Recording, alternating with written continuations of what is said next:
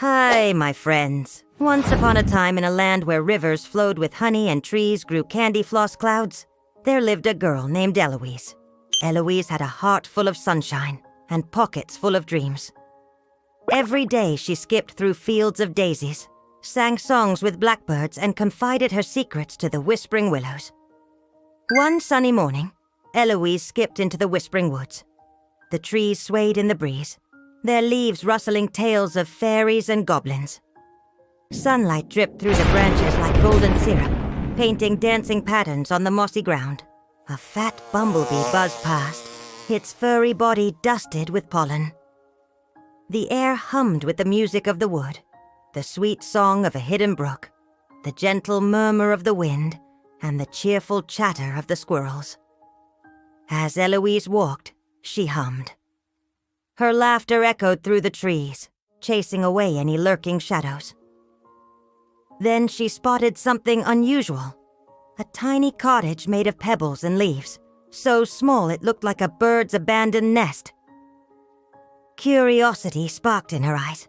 She carefully pushed aside a curtain of emerald green leaves and gasped. Inside sat the tiniest table and chair she'd ever seen. On the table lay a note written in swirling loops. "Whoever finds this place," it said, "must bring a gift to earn a wish." Eloise pondered for a moment. A gift? What could she offer? She glanced at the busy ants carrying crumbs many times larger than themselves, and smiled. She gathered fallen petals, weaving them into a bouquet for the mysterious owner of the cottage. Just then, a blue butterfly with wings like sapphires alighted on her shoulder. Startled, Eloise jumped, and the petals scattered like autumn leaves in the wind. The butterfly fluttered, its wings tinkling like tiny bells. Eloise watched as it flew deeper into the woods. An idea blossomed in her chest. She knew exactly what gift to bring. Deeper in the woods, hidden amongst the roots of an ancient oak, lived a grumpy gnome. His beard flowed like a waterfall, his eyes twinkled like distant stars, and his nose was as red as a ripe strawberry. The butterfly had chosen him as its resting spot. Eloise approached cautiously, not wanting to startle the gnome. She cleared her throat and said, "Excuse me, kind sir, but may I please pick a flower from your garden?" The gnome opened one eye, then the other. "A flower, eh? Very well. Pick as many as you wish." He shuffled back into his house, leaving the door ajar. Eloise stepped inside. The walls were lined with shelves holding jars filled with sparkling liquids and dried petals. At the center sat a glowing crystal bowl. Eloise hesitated. Should she pick a flower now? She looked around, searching for a suitable bloom. Her gaze fell on a single violet nestled between two toadstools. Its petals shimmered like amethysts, and its fragrance was sweeter than any honey. Eloise carefully plucked the flower, its velvety softness brushing her fingertips. Just then, the crystal bowl crackled with energy, and a face appeared, wrinkled and kind, framed by a wild mane of white hair. "Well met, child," the face boomed. "I am the guardian of this wood. You have shown kindness to my friend the gnome and brought a gift of beauty. Ask, and you shall receive." Overcome with joy, Eloise cried, "Oh, kind spirit, I want to help everyone in the woods. I want the birds to sing sweeter songs, the flowers to bloom brighter colors, and the animals to live in peace and harmony." The spirit's face softened. "Your wish is granted, child. May the magic of the Whispering Woods forever be with you." With a swirl of light and a sprinkle of stardust, the spirit vanished. And so, thanks to Eloise's kindness and a little magic, the Whispering Woods became even more enchanting. The birds burst into richer melodies, the flowers unfurled in a riot of colors, and the animals lived in harmony under the whispering willows. But somewhere deep in the woods, hidden in a cave draped with moss and vines, lived a wicked witch. Her name was Griselda, and her heart was colder than the northern star.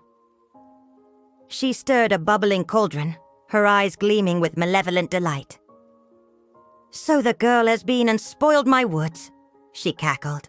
"Foolish child, she thinks she can meddle in the affairs of magic. But I'll show her." The witch dipped a gnarled finger into the cauldron, letting the foul brew trickle down her thumb. Then she marched into the woods, leaving a trail of noxious fumes in her wake. First, she reached the babbling brook and dipped her finger into its waters. Immediately, the water turned to murky black sludge. Next, she visited the meadow where colorful flowers carpeted the ground. With a flick of her wrist, she transformed the vibrant blossoms into thorny bushes. Finally, she approached the grand old oak where the gnome lived. Its leaves, once a canopy of emerald green, now withered and turned to rusty brown. Deep in her cave, the witch brewed a potion. She mixed crushed toads with newt-eyes, bat wings with spider silk. As the concoction boiled, tendrils of dark magic snaked through the air, seeping into the woods. The animals cowered in their homes, the flowers wilted in their beds, and the birds fell silent in the trees. The woods, once vibrant and alive, were shrouded in an unnatural gloom. Meanwhile, Eloise felt a disturbance in the woods. A darkness, heavy and cold, seemed to be sapping the joy from the trees and the flowers. A chill wind rustled through the leaves, carrying a whisper of fear. Eloise's heart pounded. Something was terribly wrong. As she raced through the woods, she saw the ruined brook, the barren meadow, and the withered oak. Her heart sank. Then she noticed a faint glimmer amidst the gloom. A single violet pushing through the dead leaves, its color faint but defiant. And then she heard it, a tiny voice calling out in the wind. Following the sound, Eloise came upon the wicked witch. She stood before a crackling fire, her back to Eloise, chanting in a voice like grinding stones. "With magic dark, I drain the light, bend nature's will to my cruel whim. No joy shall bloom, no laughter ring, only despair and silence grim." The witch spun around, revealing eyes like chips of ice. "So you've come to join the gloom, child? Too late, it's almost done." But Eloise, though frightened, stood firm. She remembered the magic of the Whispering Woods and the hope it had brought. You may have poisoned the waters, withered the flowers, and choked the songs from the birds, she said, her voice trembling slightly. "But the magic of this wood isn't in the river, or the flowers, or the birds. It's in every leaf and every stone and every creature that calls this wood home. You cannot defeat the magic that binds us all." The witch sneered, but before she could react, the very stones beneath her feet began to glow. Vines shot up through the cracks in the earth, binding the witch's legs together. The river, purified by the violet sacrifice, surged forward, washing away the sludge. The flowers, nourished by the gnome's magic, unfurled their petals once more, their colors brighter than ever. And the birds, remembering their songs, burst into joyous melodies. The witch struggled against the growing vines, her eyes wide with surprise. But the magic of the wood, fueled by the love and hope of its inhabitants, was too strong. It bound the witch, stripping her of her power, and enveloped her in a wave of purifying light. As the light faded, the witch was gone. In her place stood a young girl with tearful eyes and a heart brimming with remorse. "What have I done?" she whispered, looking at the damage she'd caused. Eloise, her heart full of compassion, reached out a hand. "Come," she said gently. "We'll help you fix all this." Together they set to work. The animals, their fear forgotten, joined in the effort. The birds used their beaks and claws to pull out the weeds. The squirrels gathered fallen leaves, and the rabbits helped dig up the poisoned earth. And as they worked, the flowers bloomed anew. The birds sang merrily, and the brook bubbled cheerfully.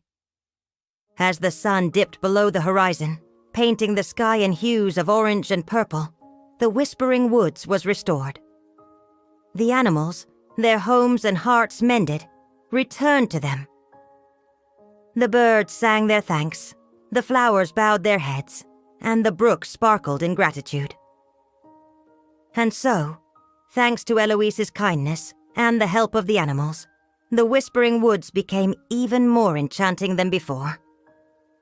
The girl who had been the witch learned a valuable lesson that day, and from that day on, she lived among the animals, helping them and cherishing the beauty of the Whispering Woods.